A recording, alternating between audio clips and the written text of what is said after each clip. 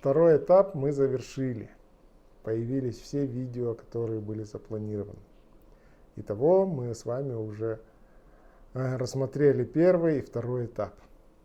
И это такие очень важные вехи, и они являются основой всего. И если их проскочить и сразу же ухватиться за что-нибудь сложное, то в конце концов ничего не получится. Эти два этапа нужно очень глубоко и хорошо проработать. На каждый этап, если потратить хотя бы месяца 2-3, то это будет более-менее. Раньше это годами люди занимались этим. Очень часто встречаю знакомых и тех, которых просто знаю, что занимаются. И у них, вот сколько они занимаются уже много-много лет, далеко не продвинулись. Потому что у них такой азарт сидит. Я хочу быстрее, хочу глубже и хочу скорее сложные вещи изучить. А мимо этих проскакивают. Или прошли, позанимались с кем-то, а потом не возвращаются и не занимаются. И там элементарно не хватает энергии, не хватает просто наработанности. И не хватает именно качества.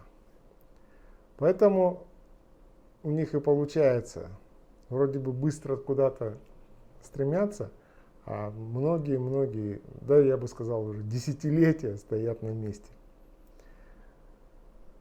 Второй этап – это очень важный, и он очень сложный.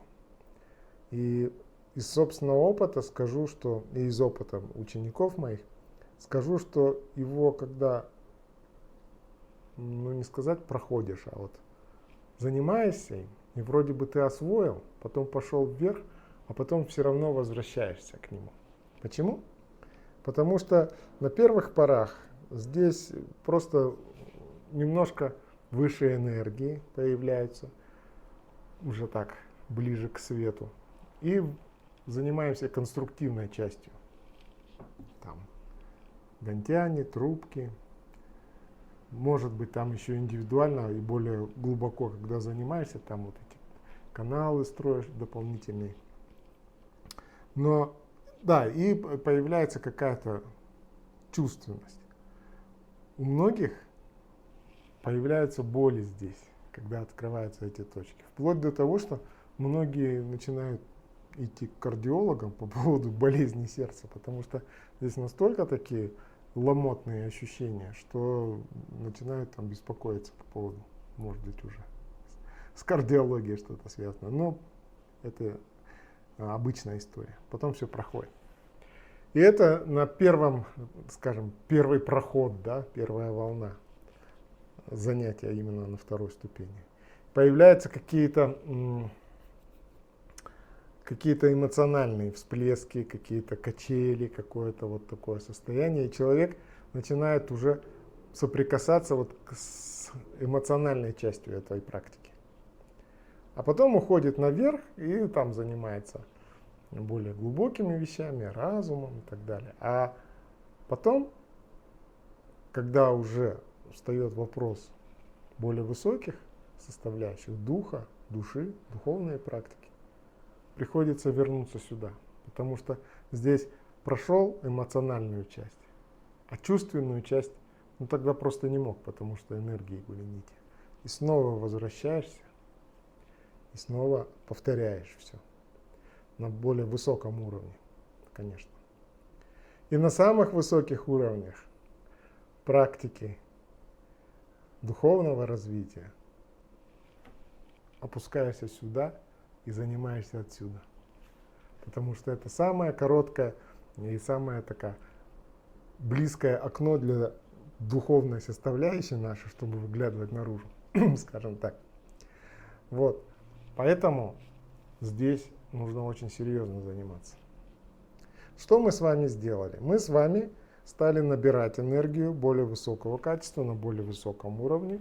Мы стали ее преобразовывать из огня, уже стали пытаться добраться до уровня света энергии. Это просто условные названия. Огонь, свет, это просто характеризует частоту колебания наших энергий, нашей вибрации. И мы стали открывать точки, строить канал. Что немножко, мне кажется, я не проговорил в этих занятиях, то что здесь так же, как и на первом этапе, нужно заниматься практикой малый небесный круг. Он ничем не отличается, эта практика ничем не отличается от того, что мы прошли на первом этапе. И то же самое нужно делать. Потому что мы набрали, преобразовали, а в систему запустить надо. И этому способствует практика малый небесный круг. Просто он во втором блоке не вошел, потому что он был в первом блоке. Так что надо им заниматься.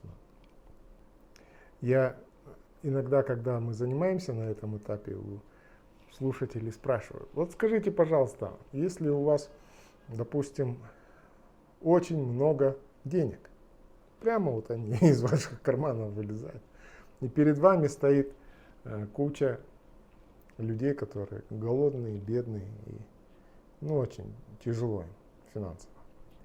Надо ли им эти деньги раздавать или не надо? Кто-то говорит, надо раздать, кто-то говорит, не надо, кто-то говорит про удочку и умение ловить рыбу, да, не рыбу дать, а научить ловить. И потом я другой вопрос задаю. А если представляете много голодных детей, а у вас много-много пирожков, надо давать детям эти пирожки или нет? Все, конечно, говорят, надо. А я спрашиваю, а вот представляете, вы людям деньги дали, а ему там не хватает немножко денег, чтобы пойти топор купить и пойти с этим топором убивать людей и грабить. Представляете, вот вы ему помогли, и он пошел. Или у детей вы же не знаете, может у них аллергия на начинку этого пирожка. Надо давать или нет? И там различные споры. А я подвожу это к тому, что то, что вы отвечаете, и то, что вы предполагаете, вы работаете и рассматриваете это все с точки зрения ума. Как было бы хорошо, правильно или неправильно, что говорит социум, что говорит ваш личный опыт и так далее. И это не всегда, в большинстве своем можно совершить ошибки, потому что много различных опций. А когда у вас здесь открыто, тогда вы точно знаете, кому можно дать пирожок, кому нельзя, что случится, правильно этому человеку сделать так-то или так-то, чтобы помочь ему. Потому что когда здесь открывается то, что мы называем второе сердце, открывается то, что можно назвать сострадание, сочувствие, сознание. Что это означает? Ты можешь почувствовать, что чувствует этот человек. Можешь знать то, о чем он думает. Сострадать. Также почувствовать его страдания. И тогда у тебя проявится, во-первых, там реакция какая-то будет не от ума, да, а от сердца. И она более правильная. Потому что чувственная часть, она более тонкая и больше информации, более правильно все происходит. Менее ошибок производишь. И это позволяет проявить больше энергии, более высокого качества энергии.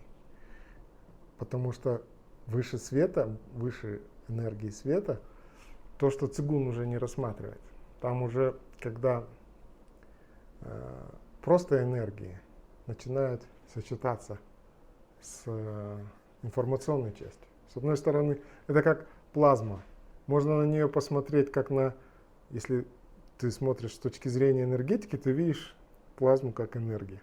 А если с точки зрения материального, ты видишь, что это раскаленные до высоких состояний материальные частицы. Так и здесь вот эти энергии сострадания, сочувствия, они уже и духовные, и энергетические. И это уже вопрос, которым занимается духовная практика. Цигун, он занимается энергией.